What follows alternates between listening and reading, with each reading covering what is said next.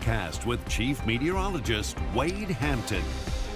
Well, good afternoon to you. I mentioned earlier at the top of this newscast that I mentioned the severe weather could be possible. And sure enough, severe thunderstorm watch has been issued for Vernon, Beauregard, and Allen parishes only. That goes until 7 p.m. Please note, again, as I said earlier, storms don't know lines, though. Just because Calcasieu, Jeff Davis, and Cameron are not included does not mean the risk is zero. It simply means a couple of things. One, the risk may be later than 7 p.m. There could be another watch issued, and just that the risk is greater the farther north you go. Speaking of, that's why I've included Vernon and portions of Beauregard Parish in this medium risk, certainly higher farther to our west and farther to the north. But again, remember, low versus medium is not a big difference for southwest Louisiana. We're in the risk, and there could be a few strong storms in the mix. Here's the little bit wider view of the satellite radar before we get locally first. This cluster is what's going to affect our area the next couple of hours, but farther north, there's this secondary line. This is dropping south. How that interacts and impacts our area later tonight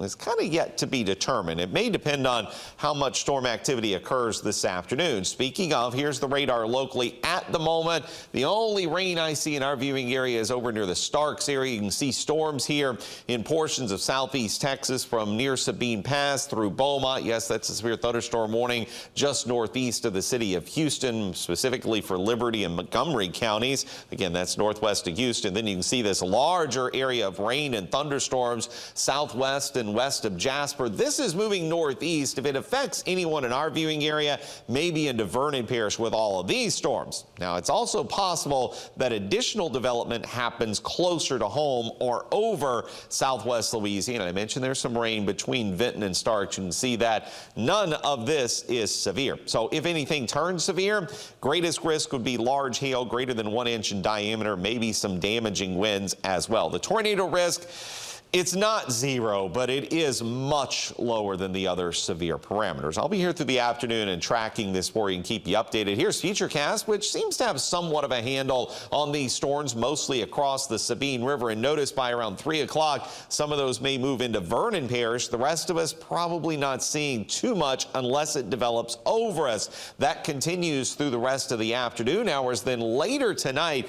more energy from the north. That's that line I showed you drops into the area.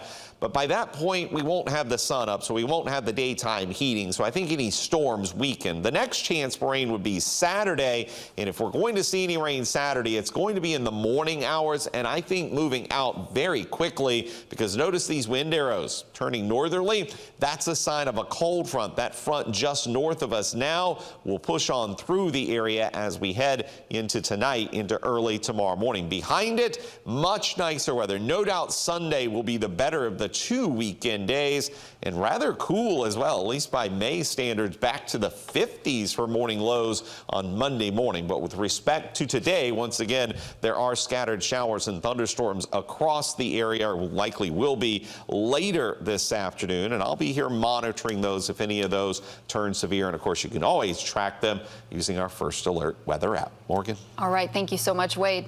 Still to come on 7 News at noon. Next in news, on the good side, meet a man who's